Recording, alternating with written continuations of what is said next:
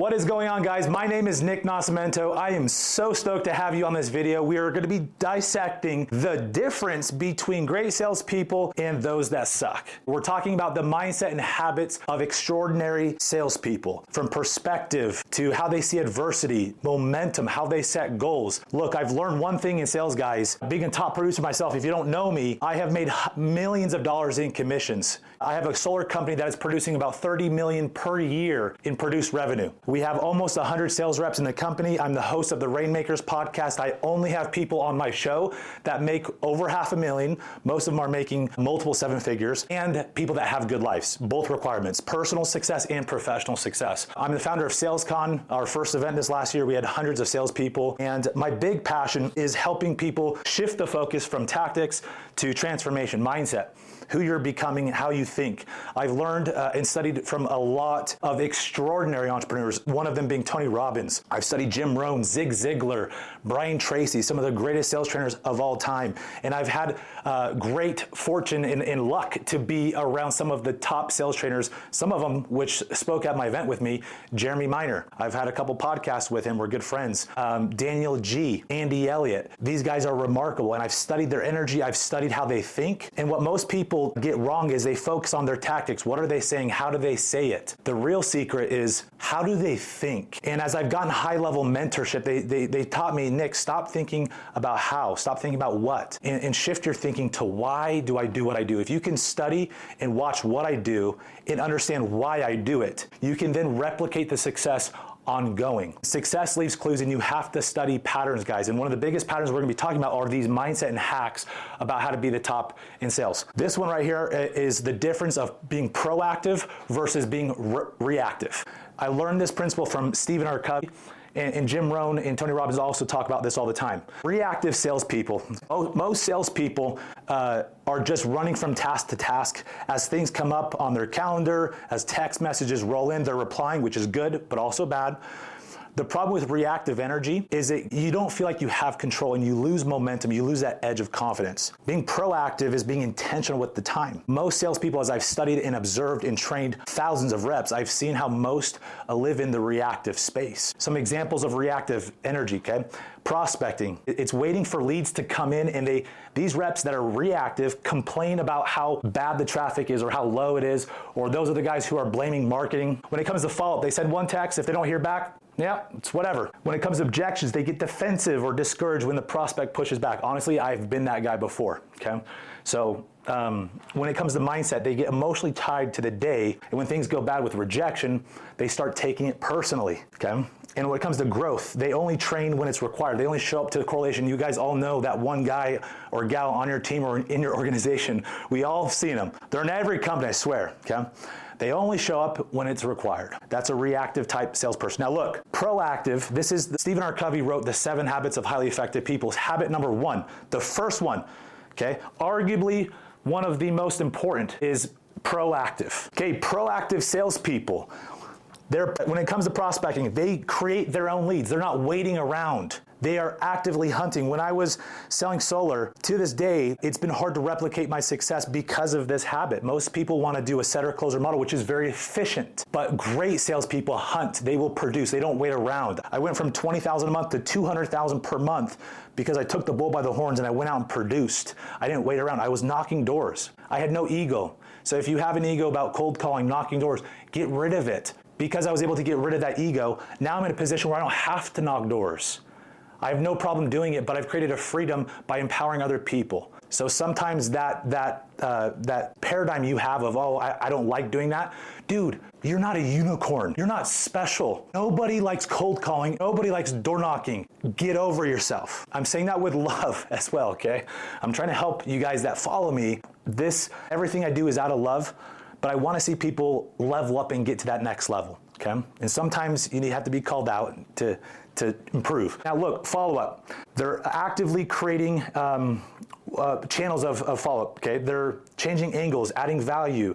They don't just stop when somebody doesn't reply. So creativity is huge on this, and consistency. One hack I've learned is I have a standard I would follow every day. I spent the first 15 minutes of my day doing follow-up. This requires organization. I had all my prospects, their phone numbers. As new people came in, I put them in. I still do this just on higher level things with recruiting and growing my business, okay?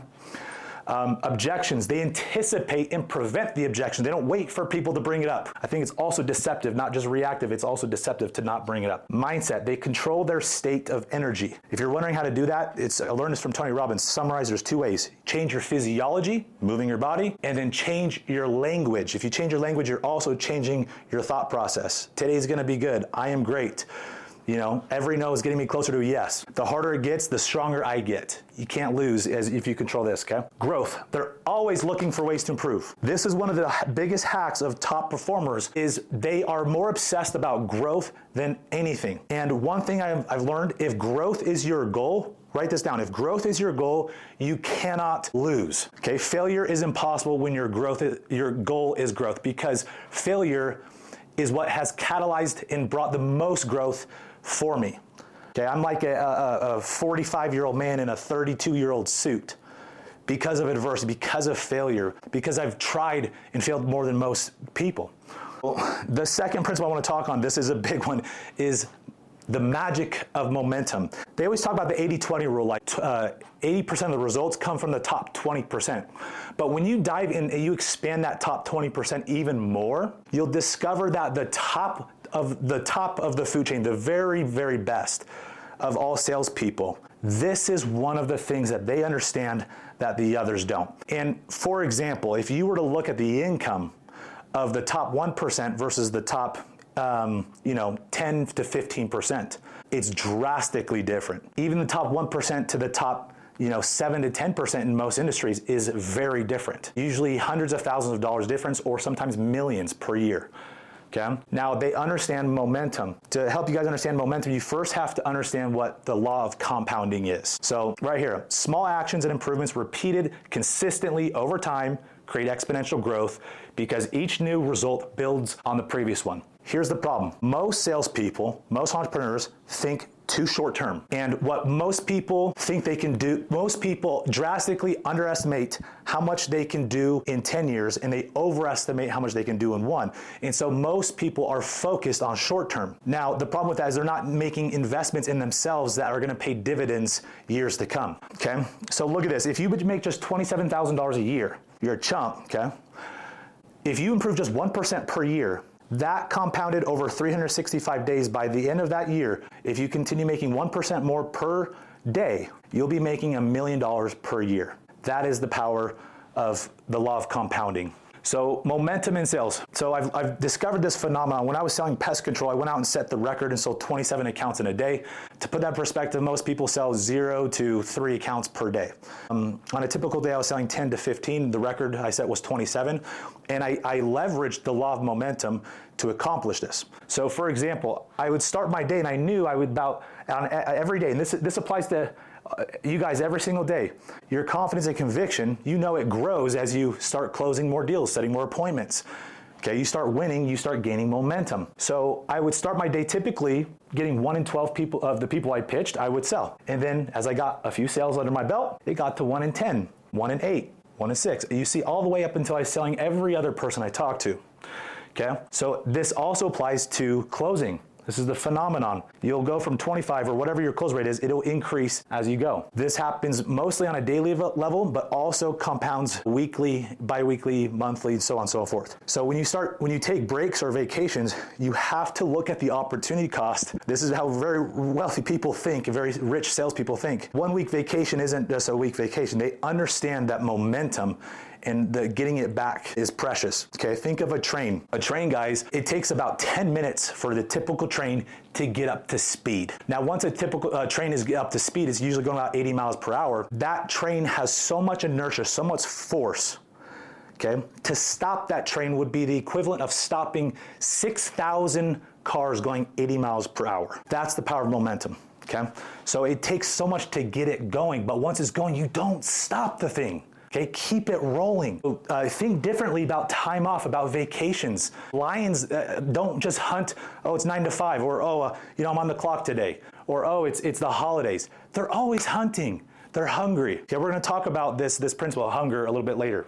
Now look at this. When it comes to momentum, internal versus external integrity is critical to understand this. You guys all know what external integrity is. You say something to somebody, you follow through, keep your word, they can trust you.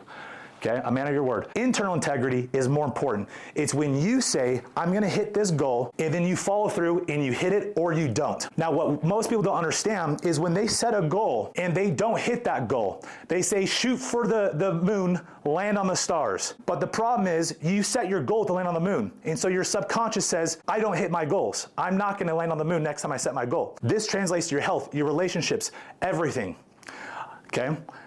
So what I want to help you understand is decrease your expectations and increase your effort. This is the science. I've discovered this myself to make hundreds of thousands per month in sales, grow my company, transform my physique, and I've helped other people go from making $50,000 per year to over $500,000 per year using the same strategy. It's start a little bit lower, okay, with your goals. Don't aim too high. So here, look. Here's two scenarios, scenario A, scenario B. I'm gonna come over to this side to show you guys this, okay? Scenario A, it's this feedback loop in your brain, okay? You set a goal to make 100K, and then you actually make 90K. The end result, lowered belief in the self, AKA internal integrity, and the next year, if you set a goal to make 110K, you're gonna do 90. Now look at the inverse. Scenario B, you set a goal for 90K, a little bit less than the original one, and you actually do 100K. The end result, increased belief in self. So in other words, the next time you go out and say, I'm gonna go do 120K, you go do it or you do more. It's this domino effect that continues. Now the law of momentum is special, okay? Like I said, increase effort, decrease expectations. So if you have a pen and paper, note that down. That is a phenomenon I've discovered, guys. As you decrease expectations and increase effort, AKA your output target, your goal, so that's sales or sit appointments, and you increase the input targets, how many people you're talking to, how many hours you're working, you gain positive momentum. What most reps do is they increase their expectations. I'm gonna sell 200% more. I'm feeling good today. The caffeine's going, right? And they maintain a lower effort, which is a larger output target of sales and lower or the same input target. And you can't control people in sales. And so if you try to control these goals like this and not put in the effort, sometimes you roll the dice and you're not gonna get the number you want. And so rather than trying to take the dice and get pissed at it, say this is flawed, it's not. Just roll the thing more, accept it. Play the law of averages to your advantage so you can benefit not from the law of averages, but translate that into the law of momentum. So people often have this illusion of success. They look at people like me or other great achievers in sales and they see the success, right? But they fail to see the 14 years in the making, my 2 years in a foreign country speaking another language, selling Jesus, my thousands of hours role playing, my obsession with going through courses and practicing with the top performers, spending out more hours than 99.9% of every other individual in each space to outwork them, okay? That's what it looks like. And so don't underestimate how much work it takes. Now I'm gonna skip through this positive and negative momentum to help demonstrate this, guys, but this same principle here, if somebody has a goal for 500K and somebody has a goal for 300K, what's ironic is I'm gonna show you how positive momentum, this person ends up making $373,000, this person ends up making $173,000. And it's because of this right here. They both have the same start right here. But notice there's a turning point because they're thinking, hey, I need to be making $42,000 a month to hit my $500,000. And so they're thinking, crap, I'm only doing 20K. This guy is thinking, holy shit, I just got to 25K. I'm already there.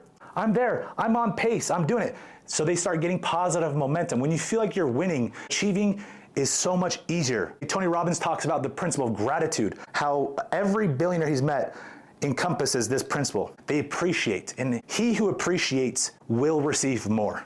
Okay, praising other people is a hack. Okay? We're gonna shift the focus, no pun intended. I've discovered this principle many times in my career. Warren Buffett, I remember early when I was 22 years old studying Buffett, he said, talking to millennials, he said, they asked him, what's the number one secret, Buffett? What's the number one tip you would give people of our generation? And he said, the ability to say no. Back then, I'm like, what the hell does that even mean? Today, fast forward a decade later, I know exactly what Warren Buffett means. People in today's age are constantly looking for the grass is greener. They're looking for the next shiny object. They see their friends on Instagram making more money than them, and they want to hop ships. Success, guys, I'm here to tell you, it's ugly. It's monotonous, it's boring. And it's not just me preaching this message. Alex Hormozi shares the same thing. He says, stay focused, stay in your lane, and the longer you can stay in something and stay focused and put those blinders on, you will benefit from that law of momentum. You'll start getting exponential rewards. But the path to success, what people don't understand is they think it looks like this, or they think it looks like this. But if you zoom in, if you zoom out, it does look exponential as long as one stays focused on one outlet, okay? But if you zoom in, it looks crazy like this. And people eject on the low points. Okay, Warren Buffett also teaches this principle. When people get fearful, he gets greedy. When the markets crash, he's going in and buying everything. He's saying, we're on sale, baby, I'm buying all this. Poor people think, oh shit, I'm losing all my money. They sell out, they lose even more. The same thing applies in business. If you can stay focused, stay in your lane, sell what you're passionate about. But remember, it's less about the product and it's more about who you are becoming, who you are around that's influencing who you're becoming, and why you do what you do, aka how is it impacting and serving other human beings. So don't go chasing the next product. Don't become a dumb idiot. Okay, if you're chasing two rabbits, you're not going to catch either. Okay, most millionaires were not made through 7 streams of income. They made 1 or 2 streams of income, and when they became millionaires or multimillionaires, they diversified into 7. Work channeled into one thing often yields far greater success, guys, than the cumulative results of work channeled into various things. Remember that. Look, the hunger, we were talking about this lion mentality of hunting, not waiting from 9 to 5. The single most common denominator of successful people, of successful salespeople, is hunger. It's the relentless drive to improve, push, and make things happen. Quote, Tony Robbins. Look, lion salespeople versus gazelle salespeople. Let me just explain this for you guys. Gazelle salespeople, gazelles just run when lions are hunting them. Otherwise, they're just taking their sweet old time. They have to be pushed, prodded, told what to do. Lions, they hunt because they're hungry. It's what they do. It's what they're programmed to do. So you have to take on this lion mentality of process, not prize. When I was making $200,000 a month, that was a lot of money. There was days I was making $20,000 to $30,000 a day. Okay, I was a single dad. I was working 21 days out of the month. I was making a lot. If I was attached to the process, I'm like, dude, we're eating. I made a ton of money. I can take tomorrow off. That's how a gazelle thinks. That's how an unsuccessful person thinks. Say, Nick, I'm not as money hungry as you. It's not about that, brother. It's about freedom, and it's about time, and it's about impact. And if you don't continue growing, you are hindering yourself the ability to serve and empower other people with the skill sets and resources you've discovered. I think it's a selfish thing to not grow. Okay? And here's the other thing I've learned. I've overcome pornography, sharing a personal part with you guys. Tony Robbins talks about these 6 human needs. If you are not growing, life is like riding a bike on a hill. You're going up or you're going down. And if you're coasting, aka not growing, you're going downhill, my friend. This is when people turn to vices, addictions. They're trying to create this stimulus because they don't feel it in their job or their career. Shift the perspective. Look, lion salespeople are hunting. They're attached to the process. They make 5,000, 0, or 50,000 a day. It's the same game. They don't stop. That's how you become super successful, is you can look at the output target, sales, and figure out, reverse engineer, what are the inputs? Marry these inputs, make it part of your identity and process. I am a man or woman who does this. It's just what I do. I don't miss. Watch what happens over time. All great salespeople have this mentality, that hunger. Now, the edge of empathy, this is a superpower. If you combine the stuff I just taught you and you combine this, watch out. You have an assassin. Empathy is, if people ask me, Nick, what's the key differentiator of your ability to negotiate with people over? It's not my intensity, it's not my vision, it's not my hunger, it's my ability to connect. That's it. Connection stems not just from listening and tactics, mirroring, body language. It comes simply because I love people. I find something I love in that human, and although I might think differently, I know all people at their core are good. I believe that. It's a core belief of mine. And I try to find the good in everybody I talk to. And I've learned this from Zig Ziglar. If you can help enough people get what they want, notice he doesn't say what you want, what the other person in front of you wants, you can have everything you want. That's the secret. Tony Robbins teaches the same principle. We pay attention. The secret to living is giving. The more you give, the more you get. So if the secret to living is giving, guys, the secret to selling is serving. Empathy is part of connection. The secret with this is detach. Forget your agenda. Remove the commission breath. You have a human in front of you. How can you serve? Part of the secret for this is I've Always detach. If this person isn't going to be a fit, I walk away. Most salespeople, they got their goal. They just sell no matter what. It's all about them. Gotta close. I'm a master closer. Dude, I'm not a master closer, but I'll kick your ass 10 times out of 10 because of my consistency, the things I just taught you guys, and because of my heart, and because I care. So look, when mediocre salespeople are talkers, great salespeople are listeners. When prospecting, okay, you've prospecting and presenting.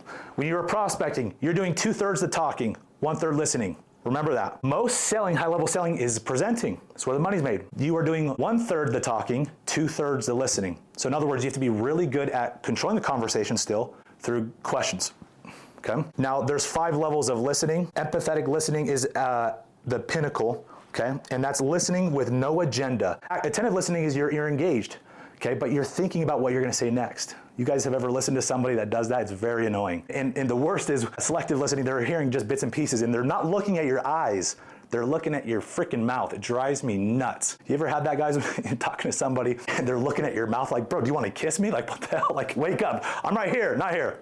Okay? Your eyes are the window to your soul. If you can connect soul to soul, that's how you can influence at the highest level. You're welcome for the tip. The crucible of competition, guys. Every successful person, I've studied more entrepreneurs, great entrepreneurs, than I have salespeople. And I'll tell you, it's a shortcut to success, studying their habits, because success leaves clues. Competition breeds excellence. Now, sometimes it's taken too far and gets the ugly out of people. Some people have a limiting belief, I can't be competitive because it's not for me, you know, whether you're a woman or whatever it is. I know many competitive women, and there's some men that limit themselves saying, I can't do it because I've seen it bring out the worst people. It can bring out the worst and the best, but you find what you're looking for in life. So competition isn't about beating someone else. It's about discovering how far you can really go. All my breakthroughs and my biggest feats have been done through competition. That day I sold 27 in a day with pest control. It was a competition. You see what is possible, and it increases that barometer of I can do this. And so I highly suggest finding a way to compete. Now, the ultimate competitor eventually is you. Again, if you compete with yourself, you can never lose, because the game is just becoming 1% better every day. Remember that. Perspective is probably the most important things of great salespeople, and along with adversity. They go hand in hand. Listen to this. If your glass is 95% empty, do you see it 5% full? It's a choice. We don't live life. We live the life that we focus on. Where focus goes, energy flows. Everything in sales, guys, is energy. So look at this. There's a principle from a very, very popular book. Very popular book. It's been written for thousands of years. And it says something along these lines: seek and ye shall find. Okay? The number one skill in sales, guys, is not overcoming objections. It's not using the right tonality with the perfect questions. The number one skill is your ability to control your state and maintain a positive state. So through the rejection, poor salespeople think, man, this is not going to be a good day. Great salesperson is finding the reason it's going to be a good day. Your reticular activating system is the way you're wired, the RAS. You ever bought a car before and you start seeing that car everywhere? That's your reticular activating system choosing to find what you're looking for. Seek and you shall find. So start looking for reasons that everything's going to be okay. Start finding reasons that everyone's going to say yes to you.